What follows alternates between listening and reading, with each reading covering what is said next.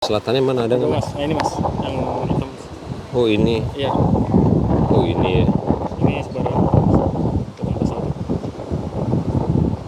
Oke. Jangan pencet, saya mau foto langsung ya.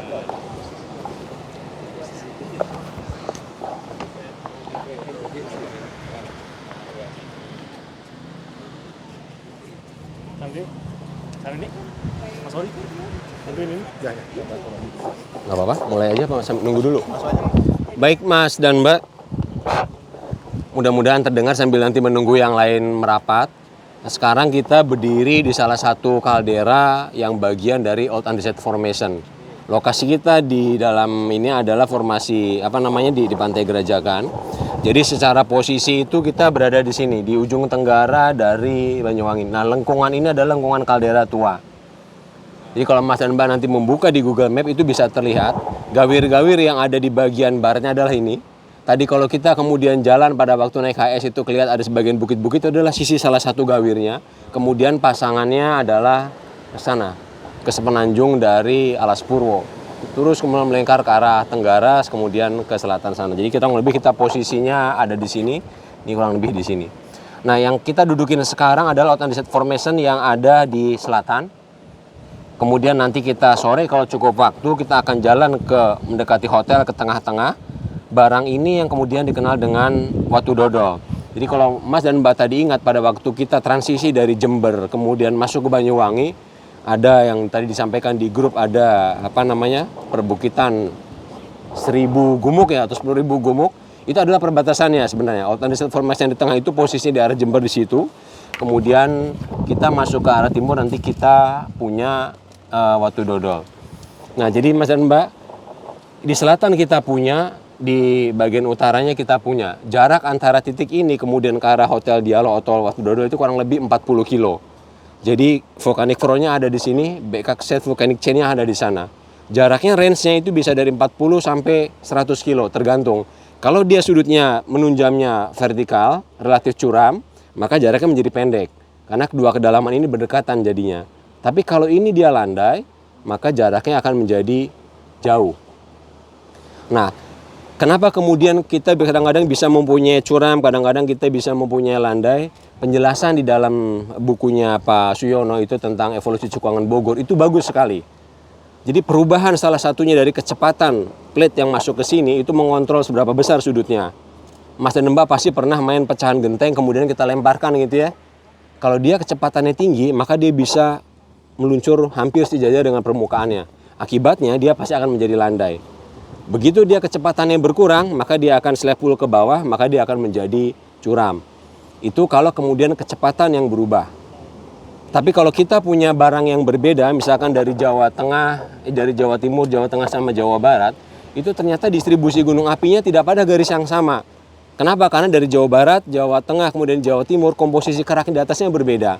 Jadi kalau kita punya kerak yang tebal di sini di Jawa Timur, katakan kita punya Argoland, di bawahnya punya benua begini, maka ini ringan, ini kemudian berat, maka dia buoyancy begini jadinya. Tapi kalau kita punya berat sama berat, maka dia tertekan ke bawah. Berat sama berat lebih berat lagi, dia bisa lebih mudah ke bawah lagi. Nah, kombinasi itu yang menyebabkan distribusi gunung api secara lateral kita punya tren barat timur, tetapi tidak pada tren yang benar-benar sama. Jadi kalau saya tarik barat timur sebenarnya larinya ke bawah sini jadinya. Tidak agak sedikit ke utara. Jadi ini kenapa bisa dipahami? Karena proses subdusinya yang berbeda. Nah, baik, sekarang kita mulai melihat tentang singkapan ini. Ini adalah salah satu Old Andesite Formation, singkapan yang tidak mengalami ubahan sangat intensif.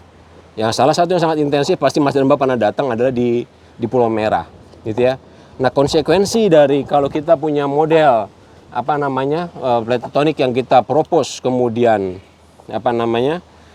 ada pecahan kontinen di sini, Argoland masuk ke bawah sini yang kemudian menerus ke Parthenosfer dan sebagainya itu, maka harus terimplikasi.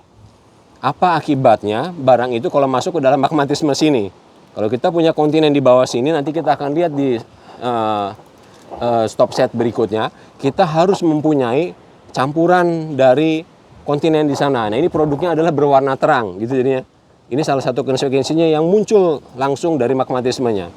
Akibat dari kontenen itu di Pulau Merah kita juga mendapatkan origin mineralisasi yang tidak ada di samudra sama samudra. Salah satu adalah molybdenum. Jadi di Pulau Merah kita punya origin adalah molybdenum. Nah, Mas dan Mbak, ini sekarang kita mulai melihat outcrop. Kalau kita membayangkan ini berapa besar geometrinya, kita maka melihat kalau kita merekonstruksi gunung ini, kira-kira berapa besar gunung api yang hilang ini, hilangnya kemudian sebagian besar adalah ke arah selatan. Dengan kedalaman yang berbeda, di sini relatif lebih dalam, kemudian di sini relatif lebih dangkal. Warna-warna coklat ini adalah formasi yang sekarang kita teliti, itu namanya formasi batu ampar. Di Alas Purwo itu juga muncul sedikit. Tetapi karena pada kedalaman yang berbeda, maka ada konsekuensinya. Yang ini relatif lebih dangkal, yang ini lebih dalam. Ini adalah contoh yang di kedalaman yang relatif lebih dangkal. Bagian permukaan dari lava ini, morfologinya semua pecah-pecah. Ini yang kita diskusikan semalam sebagai autobrexia. Apa cirinya autobrexia adalah antara pecahan yang satu dengan pecahan yang lain itu dia seperti puzzle. Komposisinya sama, dia bisa berhimpit satu sama lain. Itu mirip breksi, tetapi prosesnya bukan sedimentasi. Mirip breksi, tapi prosesnya bukan breksi piroklastik. Jadi komponennya harus sama, gitu ya. Antara satu dengan yang lainnya seperti ini. Ini komponennya semua seragam, tetapi antara pecahan satu dengan pecahan lainnya dia berhimpit. Itu karena proses pendinginan. Yang terjadi adalah kalau kita punya section lava demikian, di bawahnya itu masih mengalir. Akibatnya ada yang ketekan, ada yang ketarik, maka pecah-pecah seperti ini. Pertanyaan kita adalah sama. Kalau kemudian kita mendapatkan singkapan ini, kita harus belajar sekarang. Berarti posisi kita ada di mana secara vertikal. Mas dan Mbak bisa melihat di sini tidak jelas mungkin dari jauh, tapi masih terlihat rongga-rongga ini. Berarti ini adalah kabar baik buat kita, gitu ya. Satu, barang ini artinya kita berada di permukaannya, bagian bawahnya masih ada. Kenapa? Karena fasikuler pasti akan selalu bergerak ke atas. Tidak akan mungkin dia tenggelam. Jadi kita bisa meyakini ini adalah bagian permukaan, bagian dalamnya harusnya ke dalam section lava yang kemarin. Autobrexia, kemudian kita punya kekar berlembar dan kita punya yang masif. Mas dan Mbak mungkin bisa berlihat di bawahnya Mas Erwin itu ada bagian yang abu-abu. Itu bagian yang sedikit lebih dalam daripada bagian atasnya. Jadi di atasnya Mas Erwin dudukin kita punya fasikuler juga, di bawahnya punya abu-abu itu sudah mulai kekar berlembar, kemudian di dalamnya kita punya masif. Itu yang bisa kita pelajari. Nah, bagaimana kemudian kita merekonstruksi gunung ini? Nah, ini paling mudah kalau Mas dan Mbak kita mau tahu seberapa besar ini seperti halnya kita merekonstruksi dari Gunung Ijen ini. Mas yang tinggal tarik garis di sini, tarik garis ke sana, tarik garis ke sana, maka pertemuannya adalah itu kerucutnya. Ada dua pendekatan nanti. Kalau kemudian komposisinya semua piroklastik, maka kita punya kerucut sempurna. Tapi kalau misalkan kemudian kita punya lava di dalamnya, maka kerucutnya kita gambarkan gini melengkung. Karena sesuatu yang berbeda komposisinya, yang satu adalah piroklastik semua, yang satu adalah lavanya. Kita bisa tarik straight line begini, atau kita bisa kemudian melengkungkan begini, maka nanti hasilnya akan berbeda. Jadi itu kira-kira yang bisa kita amati bagaimana kemudian kita merekonstruksi gunung api di Ijen maupun gunung api yang posisinya ada di sini. Nah, Mas dan Mbak, ada satu hal lagi. Dari informasi kalau kita punya fasikuler seperti ini kita bisa belajar banyak hal. Apakah magma ini encer atau kental hanya bisa melihat dengan fasikulernya. Ada yang bisa menduga kira-kira kalau kita punya fasikuler, kemudian bagaimana kita menduga apakah ini kental atau encer. Karena pada waktu kita di petrologi dulu, fasikuler cuman sering sekali dikatakan sebagai rongga yang terbentuk akibat pendinginan. Tanpa pernah kemudian kita gali apa maknanya. Ternyata kalau kita punya fasikuler, pasti menunjukkan top dari suatu aliran lava. Itu yang pertama. Kalau kita punya fasikuler, maka kita balik pada waktu zaman COVID dulu. Ada dua hand sanitizer. Hand sanitizer yang saya bawa itu yang spray, yang encer. Satu lagi adalah yang gel. Di mana kita melihat fasikulernya? Yang encer pasti dia ada di tutup botol. Tapi kalau yang gel, dia terperangkap kecil-kecil. Artinya kalau kita punya fasikuler yang bentuknya kecil-kecil, dia disseminated, itu relatif lebih kental daripada yang fasikulernya besar-besar. Mudah-mudahan Mbak bisa membayangkan itu gitu. Jadi kalau kita punya fasikuler yang berbeda, kita akan mendapatkan itu. Apalagi kemudian yang bisa kita ceritakan, kalau fasikulernya itu bentuknya yang satu membulat, yang satu pipi-pipi, itu pun ada maknanya. Kita pada waktu kecil yang generasi saya itu mungkin makan gulali ya, gulali yang warna merah dibentuk bunga, burung dan lain-lain itu. Kalau kemudian interscrete gini tertarik manjang bentuknya, itu mengindikasikan dia cukup kental kemudian dia ditarik begini. Maka bentuknya akan menjadi elongated. Tapi kalau bentuknya kemudian masih ini berarti dia relatif encer. Maksudnya gitu ya, kalau kemudian kita mempunyai kental dan encer ini, nanti kita bisa membayangkan gitu ya, sebarannya ini yang satu encer akan bisa lebih jauh, sementara yang kental akan lebih pendek. Gitu ya. Sampai sini dulu Mas dan Mbak, mungkin ada yang ingin ditanyakan? Mas Mirzam, kemarin tuh saya lupa ada apa mineral yang terbentuk yang relatif ke atas itu yang kan di sini akankah kelihatan atau tidak? Nah, Mas Miran nanti kita bisa coba gitu ya. Jadi kita gali. Jadi kalau kita punya satu section lava begini, kalau kemudian dia cukup encer, Mas Yep ya, itu maka yang berat itu akan tenggelam, kemudian yang ringan dia akan ngapung ke atas. Jadi bayanginnya kita adalah makan bubur di Simpang kalau di Bandung ya, satu lagi bubur Mang Oyo gitu ya. Kalau bubur Mang Oyo itu telurnya ada di atas gitu ya, karena dia kental. Tapi kalau bubur di Simpang itu telurnya di mana dicari nggak ada, ternyata telurnya tenggelam gitu. Jadi kemarin itu saja saya sampaikan dalam bentuk yang lebih sederhana. Kita baru berbicara naik dan tenggelam dulu, tapi ada faktor viscosity. Jadi kalau dia viskositasnya encer, kondisi tadi bisa terbentuk, Mas Yep. Yang ini akan tenggelam, yang keringan kemudian akan naik ke atas. Makanya tadi saya ajarkan bagaimana kita mengecek viskosity, salah satunya adalah dari bentuk ininya. Gitu ya. Kalau kita sudah dapat yang besar-besar, ini indikasi encer. Maka kita punya ide nih, yang kalau begini dia encer, maka pemisahan mineral segregasi itu harus muncul di bagian bawah yang berat, yang ringannya akan ada di atas. Ketangkep ya Mas Yep ya? Lihat dulu vesicularnya ya. Lihat vesicularnya salah satunya gitu. Mas? Kurvatur di teluk ini, Iya. itu apakah ekspresi dari bentuk kaldera aslinya? Kemudian yang kedua, apakah ketika bentuk kurvaturnya seperti itu, apakah kalderanya sebenarnya dia longsor ke arah laut pada saat kejadian ini erupsi besarnya? Iya. Baik. Ini menarik Mas. Jadi bentukan curving di sini atau yang kemudian di bagian utara ini, arah sumbing itu biasanya menunjukkan arah sesuatu dia longsorannya ke arah mana. Jadi sisa dari gawir itu adalah yang existing atau sisanya. Jadi kalau kita melihat tadi di sini ya, kita punya tinggian kemudian dia melengkung ke bawah itu, dia benar longsornya ke sana. Kita beruntung nanti mudah-mudahan Mas Firman kita bisa jalan ke lokasi jejak bekas longsorannya. Jadi kita membayangkan kita punya letusan yang efusif, kita punya piroklastiknya, tetapi di saat bersamaan pun ada mekanisme longsorannya. Nanti kita kelihatan selampingnya dan segala macam di singkapan yang di berikutnya, Mas. Jadi Mas Mbak, gitu kira-kira ini posisi kita yang pertama ada di selatan, nanti kita kalau cukup waktu akan ke utara.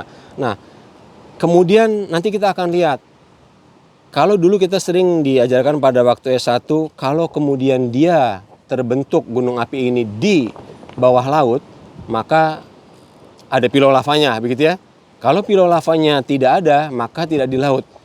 Itu terlalu general, gitu ya. Bahkan kalau dia terbentuk di bawah air atau subaqueous tapi kedalaman tidak terpenuhi, berapa kedalaman minimumnya 750 meter atau lebih, maka bentuknya tidak akan pilau lava. Nah, ini harus hati-hati. Jadi kalau kita menjumpai seperti ini, kemudian tidak ada pilau lavanya, itu indikasinya ada dua. Kalau tidak dia darat, satu lagi dia marine tapi dangkal. Bagaimana ngeceknya? Satu adalah asosiasi dari batuan yang ada di atasnya. Yang kedua, kita beruntung nanti punya piroklastik. Kalau kita punya piroklastik kemudian dia diendapkan di bawah air, maka seperti halnya sedimen biasa, litik yang ukurannya besar itu pasti di bawah. Kemudian pamisnya dia reverse ukurannya ke atas. Nanti kita lihat kalau itu ada indikasi di sini, berarti kita bisa mengatakan ini marine tetapi lingkungannya tidak dalam. Taunya dari mana? Dari lavanya yang tidak memiliki tidak memiliki bentuk pilau lava.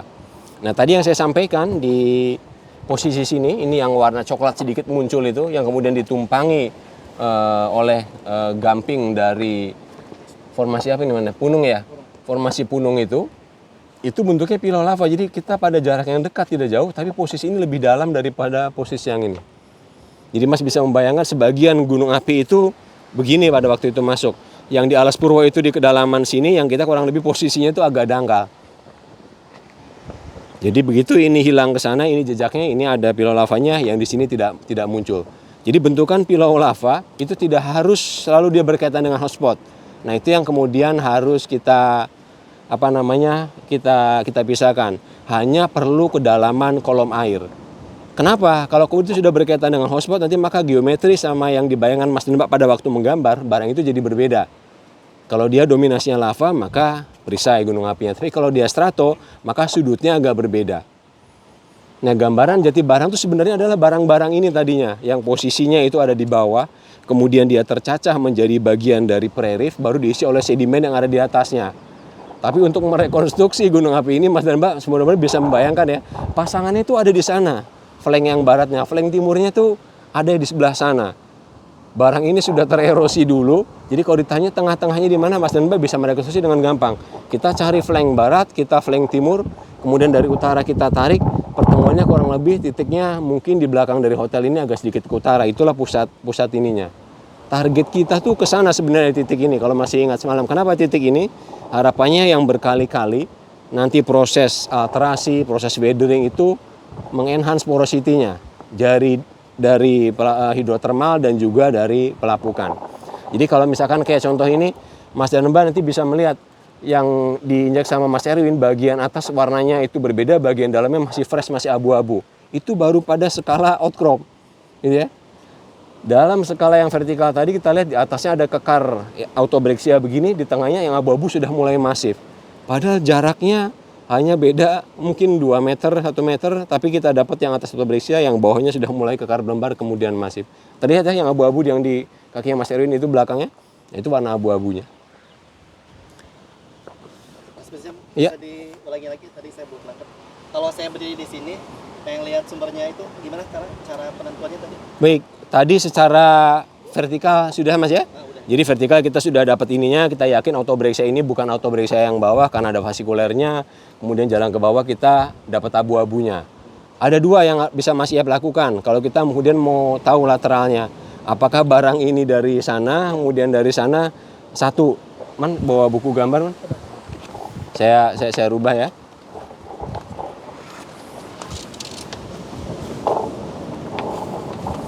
Konsep autobrexia kebayang Bapak ini ya barangnya Mas dan Mbak.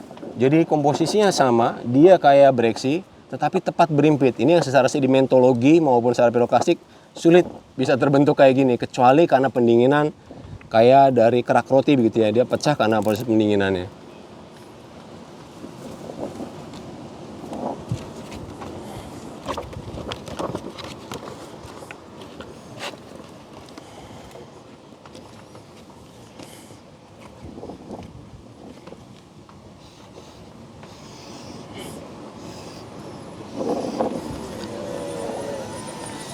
Baik, ini kira-kira pusat erupsi yang menjadi target kita, gitu ya.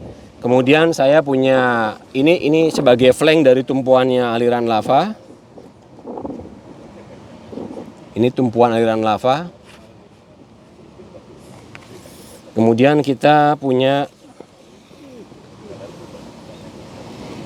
lava mengalir mengikuti lereng, pasti gitu ya. Nah, apa yang terjadi ketika lava menuruni suatu lereng? Lava ini mengalir ke sana, sementara ada gaya gravitasi menarik ke bawah.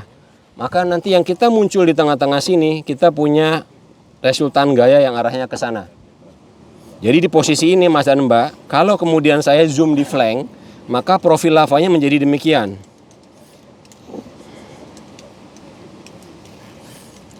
Ini di atas ada autobrexia, di bawah itu ada autobrexia karena kontak dengan bagian bawahnya. Bedanya di atas ada fasikulernya, ini mungkin bisa diikutin ya, karena gasnya naik ke atas. Kemiringan dari kekar berlembarnya itu mengikuti arah kemiringan lerengnya. Bagian tengahnya adalah masif. Karena dia ditarik ke bawah, kemudian dimiringkan ke sana, maka resultan gayanya pasti akan ke sana. Tetapi di posisi yang sudah harusnya horizontal, barang ini harusnya sudah berhenti, gitu ya.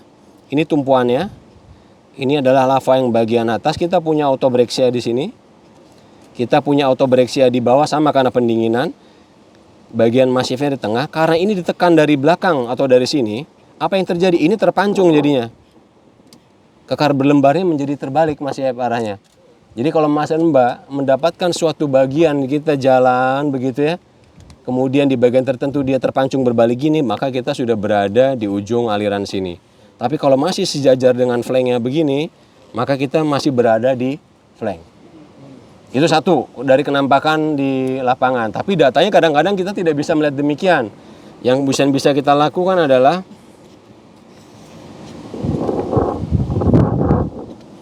ya. Jadi mineral-mineral yang berwarna gelap saya kasih warna begini. Ini melambangkan olivin, peroksin dan sebagainya, muncul di bagian lebih ke hulu, ke bagian hilirnya. Ini selain ini sudah muncul plagioklas dan lain-lain. Di sini lebih banyak yang warna putih daripada yang berwarna gelap. Mudah-mudahan bisa diikutin. Secara komposisi ini bisa berubah nih. Kita bisa punya basaltik di sini, kita bisa punya basaltik andesit di sini. Komposisinya, andesitiknya kemudian jadi sana. Silakan nanti dipakai. Ternyata kita yakin dari data pemboran dan seismik satu layer yang sama gitu ya. Begitu dibor dia komposisinya berubah. Nah, kita itu menunjukkan direction ke arah mana sebenarnya. Kalau kita menunjukkan kelimpahan mineral ini yang mafik lebih banyak di suatu titik, maka dia arahnya ke sana pusat erupsinya. Kalau kita mendapatkan dalam skala outcrop, Mas Yep bisa gabungkan semuanya. Jadi nanti tergantung data di lapangannya atau data pemboran yang sediakan apa, kita bisa pakai kombinasinya. Mudah-mudahan ketangkep Mas Yep ya. Ya. Kalau yang bagian bawahnya itu penampakannya di mana ya? Bagian bawah sini. Yang itu yang hasilnya kontak dengan itu. Biasanya itu bisa bilang. Iya, jadi kalau kontak dengan ini itu tidak ada gambar titik-titiknya. Jadi saya gambarkan fasikularnya lebih dominan di atas, Mas. Ada outcrop ya? Yang di sini kita dapat kontak dengan bawah nggak? Itu kita kontaknya piroklastik, di atasnya ada lava, Mas. Nah, nanti kita contoh di kasusnya sini kontaknya adalah piroklastik. Dulu kalau kita pada waktu kuliah kontak antara batuan yang tua dengan kemudian batu di atasnya lebih panas, itu selalu ada efek bakar kan ya? Nah, ini hati-hati nih. Kemudian kalau efek bakar itu tidak ada, kadang-kadang kita suka menyimpulkan batuan ini jangan-jangan terbalik, gitu ya. Batuan ini jangan-jangan fragmen jadinya. Padahal semalam kita sudah diskusikan, supaya efek bakar ini muncul, syaratnya apa? T yang di atas harus lebih tinggi daripada T yang di bawah. Itu satu. Masih ingat lagi yang kedua adalah masalah geometri. Jadi kalau kita punya bidang kontak ada seperti ini saya kasih jarum panas di sini, efek bakarnya mungkin hanya kecil saja, bahkan mungkin tidak ada. Tapi kalau saya taruh setrikaan di sini, efek bakarnya ada berarti geometri antara yang bawah dengan yang atas. Yang kedua adalah clay size. Jadi ukuran ini yang di bagian bawah ini berpengaruh nih ukuran butir. Kalau kita punya ukuran butir yang kasar, maka reaksinya menjadi lebih lama daripada kalau kita punya ukuran clay size. Maka tadi batu gamping yang weki, batu pasir weki, atau kemudian batu lempung, kalau ditumpangi atau diterobos batuan beku, lebih besar kemungkinan terjadi efek bakar daripada yang plastik tetapi bersih, atau kemudian plastik ukurannya kasar. Mudah-mudahan menjawab. Nah, jadi ya. Berarti kita nih berada di posisi di ujung aliran lavanya ya, karena andesit. Kalau komposisinya andesit, kemudian kita mendapatkan data ini dia sudah mulai terpancung ke arah yang berlawanan, berarti ada di ujung alirannya. Kalau Ya. berarti arahnya sudah berlawanan, arahnya Pusat erupsinya kan begini Mas ya. Pusat erupsinya tuh begini ya. Ini pertanyaannya adalah apakah ini mengalir dari tengah sini ke arah sana sebenarnya ya, atau dari pusat sini ke sini. Nah ini kita tidak bisa di satu titik berarti. Mas harus jalan ke 2 tempat atau 3 tempat. Bagaimana perubahannya gitu ya. Perubahan komposisi tadi bisa jadi tidak signifikan, basalt andesit menjadi andesitik. Komposisi bisa tetap andesitik tetapi kemudian kehadiran ininya berubah. Kehadiran ini tidak berubah tetapi ada struktur yang berubah. Nanti petunjuk mana yang ada kita kombinasikan gitu. Kalau kita cukup beruntung dan panjang, misalkan lavanya di Bali gitu ya, kayak lavanya Batur, itu kelihatan tiga-tiganya. Ini bukan kode ke Bali ya, Pak. itu udah tinggal naik perahu. Iya, jadi kalau kita punya diferensiasi magmanya cukup panjang, kita bisa dapat semua proses ini dengan bagus. Tapi kadang-kadang lava itu sangat pendek sekali. Dia tidak sempat berubah komposisinya, yang ada apa nanti? Mungkin hanya kenampakan ini aja struktur kakar belembarnya. Ya. Kalau menentukan thickness ya. Iya. Kan kita punya degree of slope ya. Degree of slope betul. Kecepatan aliran gitu ya. Yang ini ya. Kalau dia degree of slope-nya curam, pasti kan dia nggak Tipis, iya. rumus jempolnya ya. Nah ini tadi ditanyakan sama Mas Teddy bagus nih. Jadi kita mengukur ketebalan itu gimana? Tadi fungsinya viskositas itu untuk kemudian berpikir dalam konteks merekonstruksi. Kalau kita punya flank yang sama, kemudian saya alirkan sirup gitu sama satu lagi air, pasti ketebalannya berbeda. Yang satu akan tipis, yang satu akan cenderung menggumpal. Bisa diikuti Mas Namba ya? Kenapa menggumpal? Karena dia kental. Sementara yang tipis dia akan menjadi lebih pipih. Tapi kalau kemudian dia cairannya sama, tetapi slope-nya yang berubah, maka kalau dia pada slope-nya yang landai dia akan melebar, tapi pada slope yang curam dia akan cenderung areanya lebih terbatas.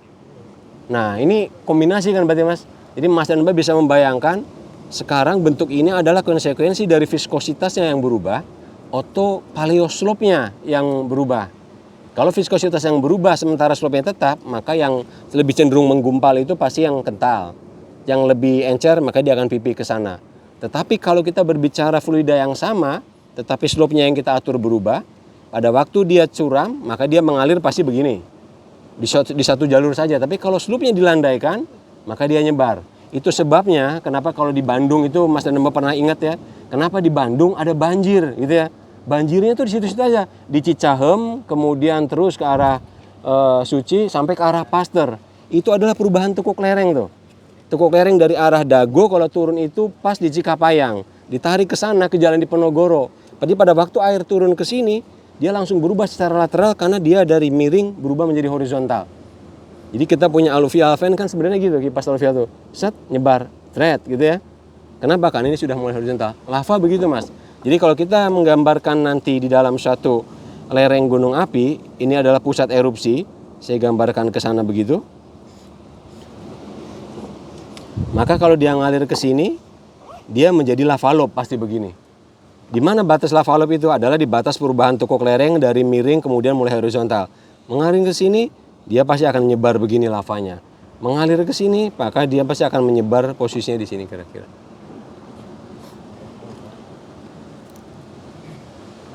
Iya?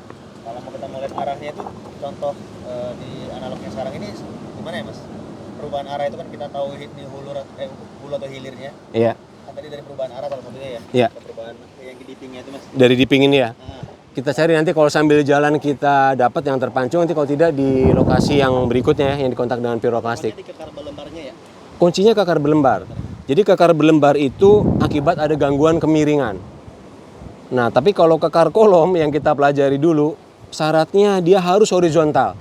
Jadi kalau misalkan lava itu mengalir horizontal begini dan lavanya cukup tebal sekali, maka yang terjadi bukan kekar belembar, terjadi kekar kolom yang bentuknya adalah segi 6. Jadi ada 3 utama nih di kita, ada kekar belembar, ada kekar kolom, kemudian ada pilau lava. Jadi kalau Mas dan Mbak kemudian mempunyai kekar kolom, dulu kita diajarkan sama guru-guru kita, artinya apa? Tegak lurus dari arah aliran ya. Sekarang saya tanya nih, kalau kekar kolomnya tinggal 1, gimana arahnya? Itu benar tegak lurus, tetapi tidak memberikan banyak informasi. Padahal kalau kita kekar kolom itu, artinya 1, dia harus horizontal. Tidak ada boleh gangguan gravitasi dan slope, sehingga dia punya ininya. Jadi dia harus begini. Begitu sudah horizontal dan cukup tebal, maka pendinginan itu kalau saya gambarkan di kekar kolom, jadi syaratnya untuk kekar kolom adalah bidangnya harus horizontal, lavanya cukup tebal, maka pendinginan dimulai dari mana? Dari atas dan kemudian dari bawah. Seiring berjalannya waktu, ini kemudian terus ke sana, ke bawah, panahnya saya kasih gambar gitu, yang dari bawah dia ke atas. Pada waktu dia nyambung, kemudian dia retak. Ini yang dikatakan sebagai panel surface. Nanti Mas dan Mbak bisa memiliki segi 6 di atasnya, kemudian segi 6 lagi di atasnya di sini. Tapi antara kekar yang satu panel surface yang ini tidak continuous, tergantung kontraksinya kapan. Nah ini pun kalau kemudian kita tidak pahami, ini karena tektonik nih. Tapi kok tektoniknya tidak menerus gitu ya. Di sini dipotongnya agak ke bawah, di sini agak ke atas. Itu sebenarnya gara-gara kontraksi aja. Jadi dia dari atas ke bawah begini. Begitu dia nyambung, tek ke tengah. Tek. Nah pas putus gini, ini jadi yang begini nih. Ini mengindikasikan 1 harus horizontal, harus cukup tebal, tidak ada gangguan. bentuk 6 itu adalah bentuk kesetimbangan di alam. Jadi saya tidak tahu komposisi dari salju itu apa gitu ya, sarang laba-laba itu apa sama sarang lebah. Tapi kalau dia pada waktu ngebuat itu tidak ada gangguan, maka sarang laba-laba itu segi 6 bentuknya. Tapi kalau malam itu kita parkir motor, kemudian malam itu hujan dan besok pagi ada sarang laba-laba, itu dipastikan bentuknya nggak segi 6. Karena laba-labanya repot. Waktu ketarik ke sana dia ketarik ke sini, tarik ke sana, tarik ke sini. Itu bentuknya nggak segi 6. 2011 pada waktu saya di Jepang itu, pada waktu tsunami kemudian reaktor nuklir meledak, itu saya posisi di sana pada waktu musim dingin.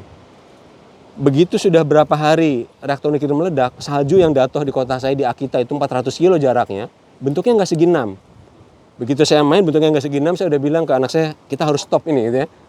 Meskipun dia nggak ngerti gitu ya. Kenapa harus stop? Karena artinya ada impurities, maka bentuknya nggak segi 6 lagi. Yang saya khawatir impuritiesnya adalah radioaktif gitu ya. Jadi kesetimbangan itu kalau ditarik kemudian pada arah yang sama, bentuknya segi 6, kayak sarang laba-laba, kemudian sarang lebah, salju, awan pun bentuknya segi 6 kalau kemudian dia dalam keadaan yang komposisinya homogen. Ini sebagai ini saja ya, maksudnya merefresh kembali. Kekar kolom pasti bagus ini ya. Kita sudah punya fracture yang bisa terkoneksi satu sama lain. Tapi paling tidak kalau kita sudah diskusi lava ini, kita bisa dapat gambaran Mas dan Mbak ya. Berarti di lava ini section yang ada autobreksianya itu adalah atas dan bawah. Kemudian semakin ke tengah ada kekar berlembarnya. Kenapa kekar berlembar muncul? Karena pada waktu ini lava mengalir ke sana, kita punya tahanan ke sini kan? Kita punya tahanan ke sini, akibatnya kekar berlembar terbentuk di sini. Semakin ke tengah gaya tahanan semakin sedikit, maka bagian tengahnya masif. Jadi kalau Mas dan Mbak itu ngebor di sini, profilnya tuh kita punya highly fracture di atas. Semakin ke bawah fracture-nya berkurang dikit, di tengah masif. Agak ke bawah lagi fracture-nya mulai muncul. Kemudian di bawahnya lagi highly fracture lagi. Tapi bedanya highly fracture di sini sama di atas, yang ini ada vasikulernya. Sekarang kita membayangkan sampel yang didudukin sama Mas Edi sama Mas Firman ini, kita lapukin ya. Itu kalau diintip dari bor atau dari jauh itu bisa lihat ini piroklastik jadinya. Nggak salah pasti. Di antara ini dan satu dengan lainnya ini sudah keisi hasil pelapukannya, itu sering. Dalam geotermal pun orang yang mereka berkecimpung ini sering mengatakan sebagai piroklastik. Padahal jelas berbeda gitu kan ya. Barang ini originnya adalah lava, sementara piroklastik nanti pasti pendekatan cara berpikir mencari daerah yang porosnya atau permeability lebih bagus, itu pasti beda secara posisi. Iya. Nah, kalau kita bermain di subsurface, ada nggak karakter yang lava yang atas itu seperti apa, yang masif seperti apa dari log? Nah, kita nggak punya FMI misalnya, nggak punya core. Ada contoh nggak yang pernah melakukan penelitian gambarnya seperti apa, resistivity seperti apa? Karena kan kita bermain di subsurface ya, kita ngebor tanpa FMI, tanpa core gitu, bisa nggak mengidentifikasi perbedaan antara lava? Ya. Konsep ini kita apply pada waktu itu ke Jatibarang. Yang bisa terdeteksi dengan baik di Jatibarang adalah di mana pusat erupsi kemudian semakin menjauh. Karena